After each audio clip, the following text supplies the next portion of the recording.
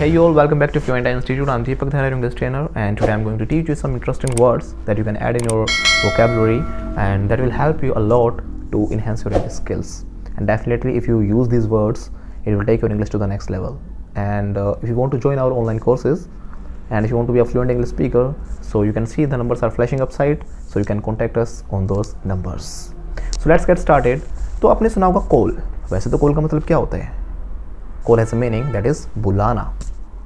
But today I'm telling you some different meanings of call whenever we use prepositions with some word. So that becomes phrasal verb.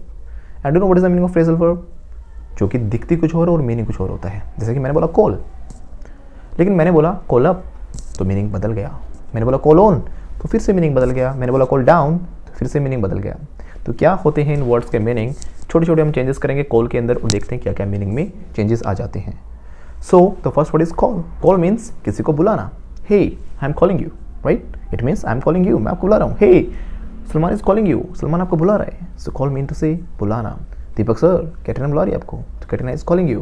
तो call मतलब हो गया बुलाना. लेकिन अगर मैं बोलता हूँ कॉल डाउन, सो कॉल डाउन का मतलब बहुत क्या होता है? जब हम किसी के ऊपर गुस्सा उतार देते हैं ना, फटकार लगाते हैं, किसी को अच्छे से डांटते हैं, एक से किसी के ऊपर भड़क जाना. वही उसके पापा उसके ऊपर भड़क गए. His father called him down.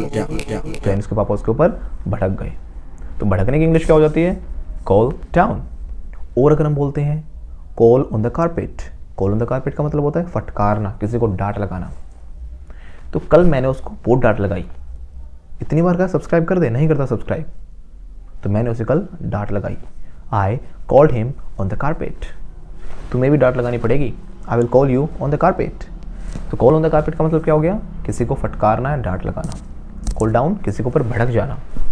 कहीं ना कहीं कॉल डाउन और कॉल ऑन द कारपेट लगभग सेम सा मीनिंग जा रहा है. ठीक है, थोड़ा सा जो डिफरेंस है, माइनर डिफरेंस, उसको समझना. एंड अगर हम बोलते हैं call up, so call up का मतलब हो जाता है फ़ोन करना. अच्छा, हाँ, okay, don't worry, I will meet you, या सी यू टुनाइट.